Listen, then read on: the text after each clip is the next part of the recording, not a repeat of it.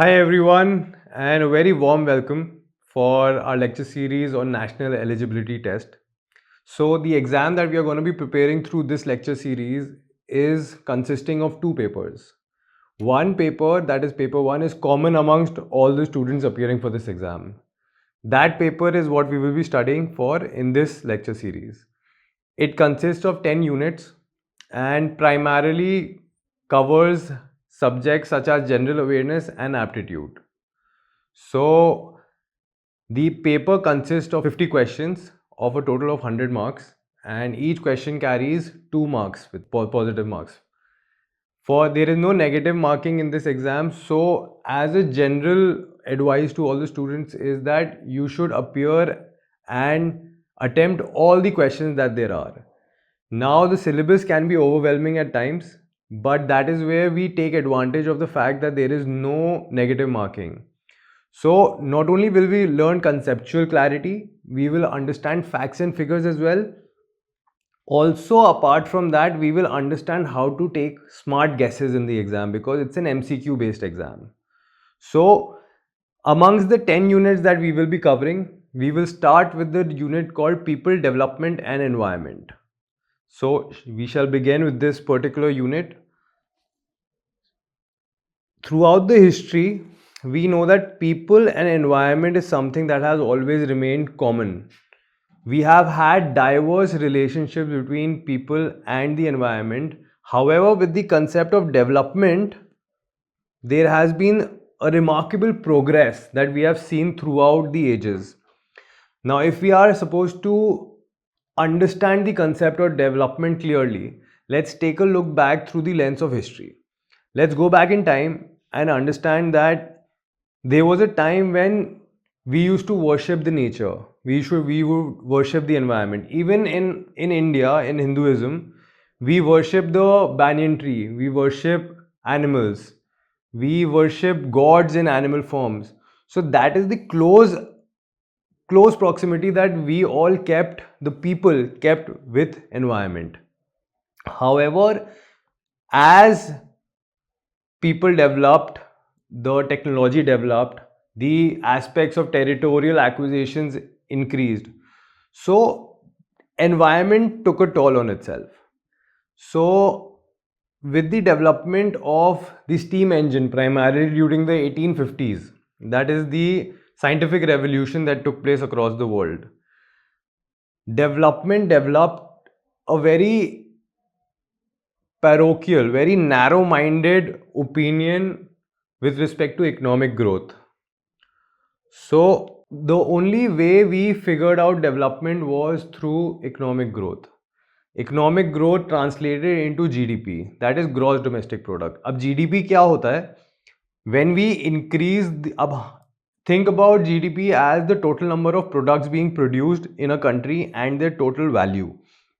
So if we are producing 100 cars and one car costs 10 lakh rupees, so 10 lakh into 100 is 10 crores. So 10 crore will be the GDP of India if it's producing just these cars. So GDP is the total value of all the products that are produced. So when we produce a product, it takes a toll on the environment. If we are making paper, a tree is being cut. If we are transporting agriculture products from rural households to urban households, a lot of pollution takes place through vehicles. So we will cover all these aspects in this particular unit. So development meant economic growth, increase in GDP and GNP. GNP is nothing but gross national product. Instead of domestic, it's called national. This is not important for us, but to understand the concept clearly, we should always require the clear understanding of our concepts and our basics. So expansion of infrastructure. Now what we have over here is an image of the scientific revolution. This right here, students, is the steam engine which developed trains. And we all know that the Britishers, when they developed railway infrastructure in our country, it was primarily to export raw materials and import finished products, which drained our economy drastically. Now, So with changes in the global system after the scientific revolution, we saw countries competing for colonies in order to obtain their resources. Those were natural resources which we gathered from our environment. India was a very hot favorite colony of the European countries. Now, these countries, after colonialism ended, a lot of countries fought for their freedom struggle. We developed a global infrastructure as well as a hierarchical system of governance in which we have the United Nations. The United Nations had formed, and the concept of justice started to come alive. There were realization that colonialism is perhaps not the right form of governance and everyone deserved independence. Slowly, with the opening of the mindset, came the understanding that we, in our quest for development, have been harming the environment quite a lot. So, a lot of voices were raised in the 1960s, in the 1970s, all the way till 2000. So, there was a voice called the Club of Rome. What the Club of Rome clearly articulated was that they said that, quoting them, that they do not oppose development. What they oppose is blind development. That is again what we understand from the fact that development had an only economic view. Now, this viewpoint had to change. So, all these different voices from across the world started talking about a concept called sustainable development.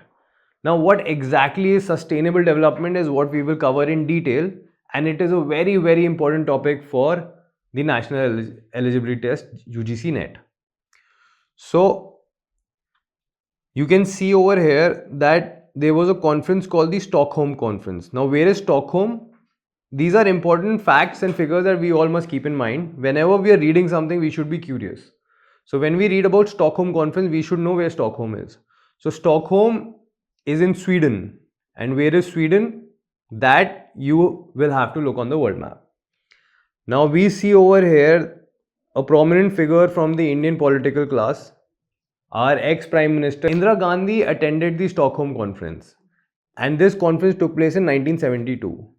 This conference was primarily, the only focus of this conference was sustainable development. It was titled Only One Earth. Now, one would only label a conference with only one earth when they know that the earth, the people of earth are developing in such a manner that we may not have resources available on earth. So in this conference, not only was the concept of sustainable development discussed, it was brought about, different dimensions were discussed.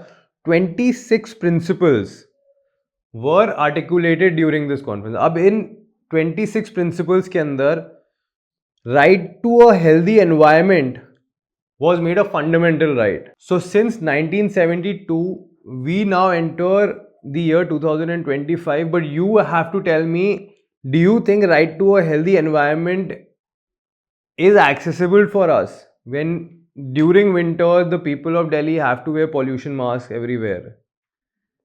Is right to healthy environment a fundamental right? It has been engraved in our Indian constitution as well under the Article 21, but we are still very far away from it. And to realize this principle, it is the concept of sustainable development that needs to be focused upon. So in the Stockholm Conference, apart from these two important aspects, one important establishment of a particular organization was the UNEP. What is the UNEP? It is the United Nations Environment Program. Now, UNEP is an international body which releases a lot of reports, major reports when it comes to climate change, when it comes to development. Reports such as the Global Environment Outlook, Emissions Gap Report is brought about by UNEP. Now, these reports are important from the prospect of our examination. When we read about the report, we also must know about the organization that publishes these reports. So one of the most important organization in the international arena right now as well, since 1972, is UNEP, along with WMO. What is WMO? WMO means World Meteorological Organization. अब इन दोनों organisation ने मिलके एक और organisation को found किया था, so which was IPCC. Now IPCC is called the Intergovernmental Panel on Climate Change. Intergovernmental means that people from the government come together and discuss issues like climate change. One of the most important organizations of this time is IPCC because it releases reports every 5 to 6 years. 3 reports it publishes, which we will cover later, that are very, very crucial to the understanding of climate change and how to go about things. So after the Stockholm Conference, the concept of sustainable development was explicitly introduced. It was written in a report, it was mentioned, and the term sustainable development, जिसका बहुत ही basic definition हमें school से सिखाया जा रहा है, to utilize resources in a manner in which the future generations also have resources available for them, is the basic meaning of sustainable development. So sustainable development was originally termed or coined in a report called the 1987 Brundtland Report, जिसके अंदर हमारा title था Our Common Future. Now this report was published by World Commission on Environment and Development. This is very important. This is a very important fact, that where was the concept, what is the origin of sustainable development? So wherever such a question is asked, you will always answer the Brundtland report. A question can also be framed in a manner that sustainable development was first termed in the Brundtland report of 1987. Which organization published this report? So you must remember World Commission on Environment and Development, Our Common Future, and 1987 Brundtland report. The origin of sustainable development comes from the Brundtland report. Now the decade of 1990s was a very crucial one for environment, for development, for the international community to come together as a whole. Various organizations were formed regarding the environment. You have the United Nations Convention on Biological Diversity. You have the United Nations Framework for Climate Change. You have the United Nations Convention for Combating Desertification. All these organizations, which led to Paris Agreement, which led to Kyoto Protocol, were formed in the 1990s. One protocol that was developed before was the Montreal Protocol, which we will cover later. So when the concept of development became so mainstream that international organizations were being formed, they developed a set of goals which were called the MDGs, the Millennium Development Goals. Now these goals were primarily 8 goals consisting of 40 targets. 8 goals, 40 targets का क्या मतलब होता है? 8 goals is basically you have an overarching goal. For example, removing poverty. Now removing poverty is not so easily understandable.